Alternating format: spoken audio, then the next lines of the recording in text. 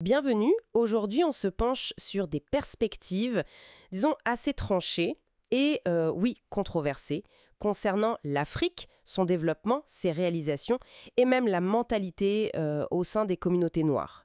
Tout ça basé sur des extraits YouTube. Oui, et il faut être très clair sur la source, hein. C'est important. On parle de la transcription des propos d'un pasteur noir américain, et ces propos sont ensuite commentés, analysés par l'animateur d'une chaîne YouTube, Moody Speaks.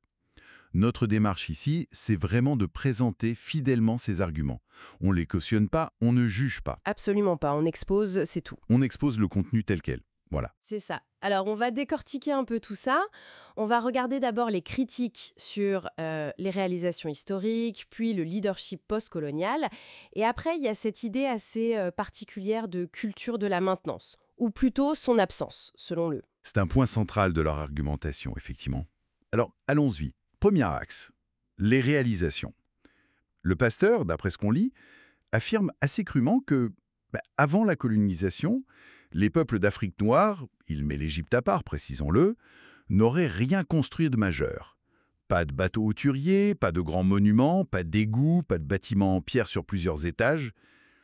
C'est direct comme affirmation.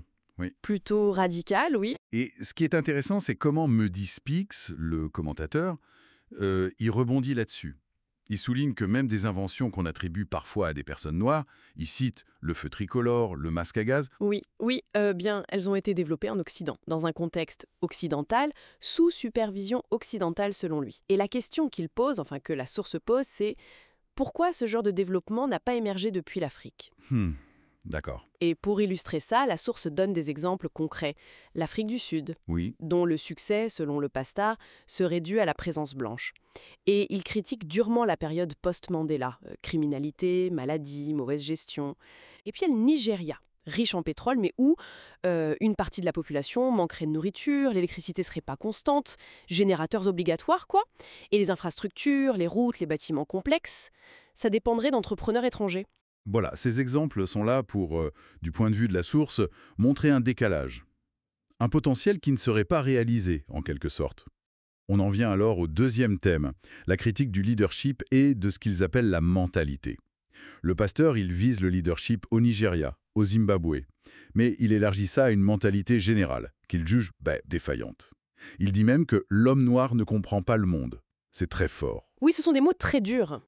Et il y a aussi des critiques plus ciblées dans la source, contre les femmes noires pour leur vote pour Obama, ou contre certains pasteurs et leur jet privé.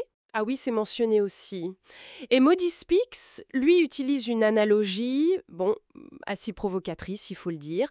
Il dit en substance, prenez un pays africain, donnez-le aux Japonais, aux Chinois, aux Blancs, en 10 ans, c'est le paradis. Waouh. Et faites l'inverse avec, disons, la Finlande. Ce serait un trou à rats, c'est son expression. Il rapporte aussi que, selon la source, que quand on demande aux Africains pourquoi ça ne va pas chez eux, la réponse serait toujours le leadership. C'est une critique récurrente, c'est vrai.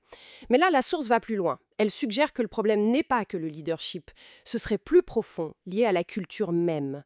C'est là qu'arrive cette idée d'absence de culture de la maintenance. Exactement. C'est une thèse distincte. L'argument, tel qu'il est rapporté, fait un lien supposé avec la langue. La source affirme qu'il n'y aurait pas d'équivalent direct pour maintenance ou réparation dans certaines langues africaines. Ah bon ? Oui. Alors, pour illustrer ça, la source cite l'hébreu comme exemple de langue qui n'aurait pas ce mot précis, mais elle applique l'idée au contexte africain. C'est un peu un parallèle fait par la source. D'accord. Et la conséquence de ça, ce serait quoi alors, selon eux ? La conséquence présumée, ce serait une sorte d'incapacité culturelle à entretenir ce qui existe, notamment l'héritage colonial. Les chemins de fer, les hôpitaux, les postes, tout se dégraderait faute d'entretien. Voilà, faute de cette culture de l'entretien. Et la source met ça en contraste avec l'Europe. Ils prennent l'exemple de Notre-Dame, qui a traversé les siècles grâce, selon eux, à cette culture de la maintenance. Maintenance elle-même liée aux matériaux de construction qui l'exigent. C'est un argument qui essaye de lier langue, culture et capacité technique. C'est un raisonnement particulier, en effet. Assez déterministe, peut-être. Controversé, en tout cas.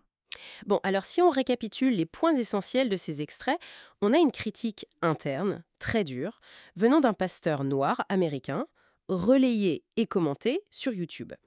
Une critique sur le développement historique jugé insuffisant, sur le leadership post-colonial et cette thèse assez radicale sur l'absence de culture de la maintenance. Et on le redit, notre but ici est juste d'exposer ces points de vue, tels qu'ils sont formulés dans le matériel source qu'on a analysé, sans aucun jugement de valeur de notre part. Exactement. C'est une présentation neutre de ces arguments spécifiques Voilà. et ça laisse une question en suspens pour la réflexion. Jusqu'à quel point est-ce que des concepts culturels, qu'ils soient ancrés dans la langue ou non d'ailleurs, peuvent réellement influencer le développement matériel, l'organisation d'une société? Et surtout, comment on articule ce genre d'idées avec les facteurs historiques, économiques, structurels, qui sont évidemment très complexes? C'est toute la question, effectivement, et elle reste ouverte.